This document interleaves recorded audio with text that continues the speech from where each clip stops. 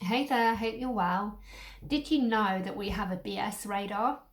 Okay, so think about some of the thoughts or some of the excuses that you feed yourself about why you haven't built your VA business or why you haven't done certain things in your life.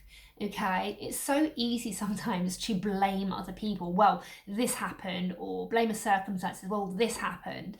I could easily say, well, I'm not as far forward as I'd like to be in my business because I had an accident in May 17.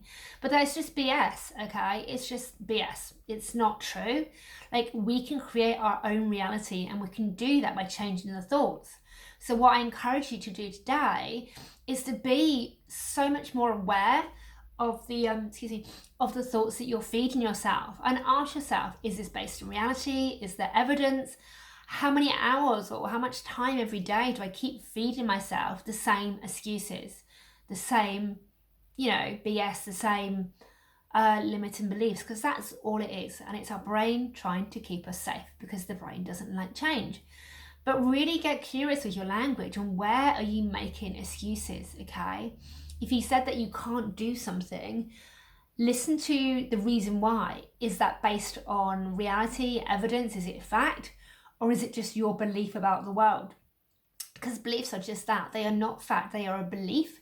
So for example, if you don't feel like you're enough, that's not true. It's a belief. If you feel that you don't have time, that's not true. It's a belief. It's a BS excuse, because we all have exactly the same amount of time every single day in our life. Okay, so think about people like Richard Branson and Oprah Winfrey and Tony Robbins. They're all multimillionaires. Do you think they say to themselves, I don't have time? No, they don't. They make stuff happen, and they drop their BS excuses, which are going to keep them stuck and not taking action. So if anyone's familiar with Mel Robbins, she talks about the 5-second rule, where I use the jogging example because it's a really good one to use. So say you think to yourself, oh, I'm going to go out for a run, and then you start to sort of move off your chair, off the sofa, and then you're like, oh, but it's raining, but my trainers are in the other room, and I'm not sure my gym wear's clean, and maybe I'll go later, and I've got to get that that project done, etc.